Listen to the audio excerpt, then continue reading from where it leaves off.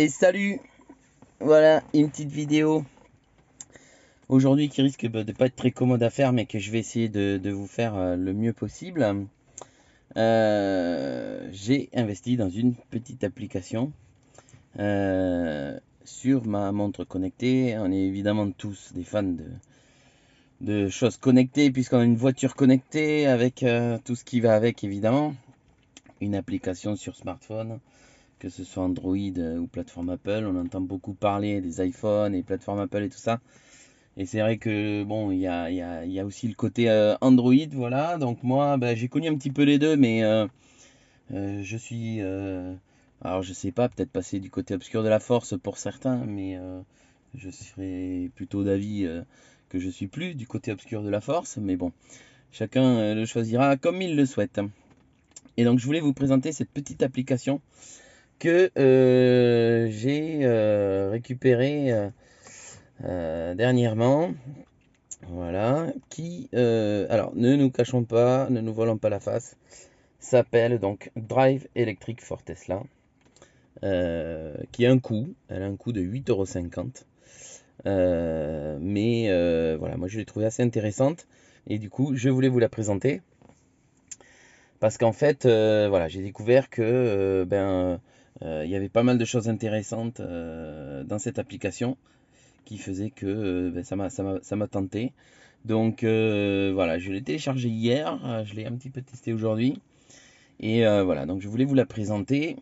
Donc en gros, si je devais résumer, c'est une application qui a tout ce qu'il y a à l'appli. C'est-à-dire que ça fait tout ce que vous avez de disponible dans l'appli, vous allez l'avoir de disponible dans la montre. Voire même des fois quelques petits éléments en plus. Je dirais par exemple, vous avez l'affichage du kilométrage et du pourcentage de batterie. Donc là par exemple on peut voir que ma voiture à 74%, elle a 390 km d'autonomie, pour ceux que ça intéresse. Moi j'avouerai que c'est quelque chose que j'aurais souhaité avoir sur la Tesla, mais qui aujourd'hui n'affiche que 74%. C'est-à-dire qu'il faut rentrer dans les menus, aller dans l'affichage, puis sélectionner hop, distance pour obtenir les 390 km. Alors que bon, c'est quand même un bon indicateur, malgré tout, cette autonomie restante. Même si, voilà, certains vous diront, oui, mais on peut pas s'y fier. Voilà, c'est toujours intéressant. Je veux dire, si vous avez 150 km indiqués sur votre truc, bon, vous savez que vous pouvez faire 50 km sans problème sur autoroute ou quoi que ce soit, quoi. Ça va pas disparaître en un claquement de doigts, quoi. Donc voilà, c'est un des avantages. Alors voilà, désolé ce petit appel là qui vient de troubler notre vidéo. Voilà, donc je vous présente donc cette application. En fait, on voit bien ici pas mal de paramètres, de la ventilation à l'ouverture, à des paramètres concernant la charge. Voilà. Ici, on va voir les paramètres au niveau du climat. Donc pour activer la ventilation, monter la température, s'il fait un peu frais dans la voiture. Ici, on va même avoir les choses pour dégivrer la voiture complètement. Voilà, avec la petite truc en haut, donc ça va activer le chauffage. Tous les sièges chauffants qui sont autour. La petite batterie là, je ne sais pas ce que ça fait. Je ne l'ai pas testé, mais ça sera intéressant de le savoir. Ensuite, hop, sur le dernier menu ici, nous allons avoir donc les limites de charge. Donc moi, vous voyez que je charge ma voiture à 85%. Nous allons avoir le fait que la voiture n'est pas branchée. La petite batterie ici qui permet d'activer la charge directement à distance. Et a priori, je dirais, on peut même ici programmer la charge. Alors par contre, ce que ça nous dit, c'est démarrer la recharge d'abord pour de meilleurs résultats, laisser charger quelques minutes. Donc ça, il faudra que je teste pour vous en dire un petit peu plus sur ce truc-là. Voilà. Au niveau des menus, donc en fait le menu, il est sur le widget central, je vais dire. Là, on va retrouver tous les contrôles de climatisation, éteindre, dégivrage. On va retrouver pour verrouiller ou déverrouiller la voiture. Alors hop, on peut faire un test. Vous verrez que ça marche très bien. Donc en bas, vous voyez, tac. Voilà, la voiture s'est verrouillée et a fait son petit coup de klaxon. J'espère que je vais pas me payer l'alarme parce que sinon ça va faire mal aux oreilles. Je crois qu'on peut le faire. Non, ici non. Donc, hop, je peux la déverrouiller. Voilà. Tac, elle se déverrouille. Ensuite, au niveau de ce menu là, on va avoir d'autres options. Ouverture du frein à l'avant, ouverture du coffre à l'arrière, ouverture des fenêtres, le fait de pouvoir klaxonner, tout ce qu'on a dans l'application, clignoter. On va également retrouver la gestion de la vitesse pour le mode voiturier, la gestion du mode sentinelle, le mode voiturier qu'ils appellent ici valet, pour démarrer la voiture. C'est-à-dire que ça permet, vous savez, de démarrer la voiture à distance sans la clé. Ensuite, nous allons avoir un bouton en approche. Alors le bouton en approche, je l'ai testé. C'est vrai que j'étais un petit peu déçu. Ça peut être pratique, mais l'inconvénient, c'est qu'il faut le réactiver à chaque fois. Peut-être que dans des versions futures, bon, ce qui sait, c'est quelque chose qui reste activé. Mais en gros, vous activez le bouton en approche, vous appuyez sur verrouiller, et qu'est-ce qui va se passer? C'est que il va verrouiller la voiture lorsqu'on va approcher avec la montre. Donc là, comme la montre est déjà là, ben voilà, il la verrouille. Vous voyez, véhicule verrouillé. Mais si la montre était un petit peu plus loin, ce qui se passerait, ben, c'est que, comment dire, quand on approche avec la montre détecte qu'elle est près de la voiture et du coup déverrouille la voiture avant qu'on arrive à elle. Un petit peu comme voilà, certains véhicules d'autres marques. Voilà.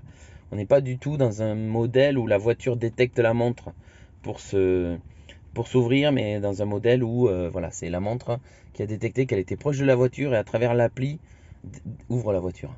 Du coup, ça nécessite que votre montre soit connectée à votre téléphone et qu'il lui a internet. Parce qu'il faut savoir que ce modèle de montre que j'ai moi n'est pas connecté à internet. Il se connecte via Wi-Fi, via Bluetooth, soit à travers le téléphone, soit à travers un réseau Wi-Fi. Mais voilà, elle n'est pas autonome en soi comme le sont certaines montres.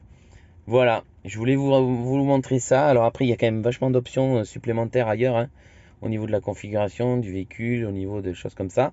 Et voilà, si ça vous intéresse, ben, éventuellement, je referai une petite partie là-dessus. Un autre point, moi, que j'ai trouvé très intéressant, c'est que nous avons ici des widgets. Tous ces widgets, en fait, ben, permettent de verrouiller la voiture à distance, par exemple. Donc, hop, voilà, si on appuie là. Alors, le défaut, c'est que ça demande le code PIN. Ça, c'est un peu l'inconvénient. Donc, je vais le taper sans vous le montrer, évidemment. Parce que bon, faudrait pas non plus que je me fasse arracher la montre après. Voilà, tac. Et une fois le code PIN, voilà, hop, vous voyez, il ouvre, il ferme la voiture ou il l'ouvre, suivant ce qu'on souhaite faire. Voilà. Et là, voilà, il redemande. Donc ça, c'est vrai que c'est un peu pas pratique, mais ça peut permettre, voilà, d'ouvrir la voiture si nécessaire. Voilà, tac, la voiture s'est ouverte. Et donc du coup, on va avoir sur des widgets les éléments essentiels, ouvrir le coffre, activer le Sentry Mode, des choses comme ça. Voilà, c'était pas une vidéo très facile à faire, j'espère que ça vous a plu. Voilà, voilà, le truc du coup reste flou maintenant. Hop, je vais essayer. Voilà, donc cette petite application très sympa et donc voilà, qui s'appelle Drive Electric for Tesla. Voilà, c'est le nom de l'application. Alors elle vaut 8,50 €. Après c'est un achat qui se fait en une fois. C'est vrai que s'il pouvait y avoir une amélioration au niveau de l'ouverture des portes et faire en sorte que la voiture nous détecte quand on arrive avec du NFC ou quelque chose comme ça, comme le fait l'application, ça pourrait être un plus. Je suis pas sûr qu'on puisse avoir ça. Mais voilà, je voulais vous faire ces petites vidéos parce que j'ai trouvé cette appli très sympa. Et puis bon, quand on a une Tesla à 50 000 €, on n'est pas à 8,50 € près. Voilà. Voilà. Allez, à plus. Alors, un petit truc que je rajoute là qui est vachement important. Je sais pas si vous voyez, moi j'utilise beaucoup la charge programmée parce que ça me permet de faire des charges en heure pleine ou creuse, et plutôt creuse uniquement toutes les nuits.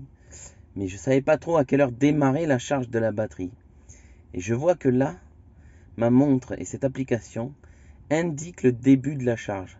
Donc je vois bien qu'elle va démarrer à 6h15 et que du coup, elle est bien dans le créneau des heures creuses.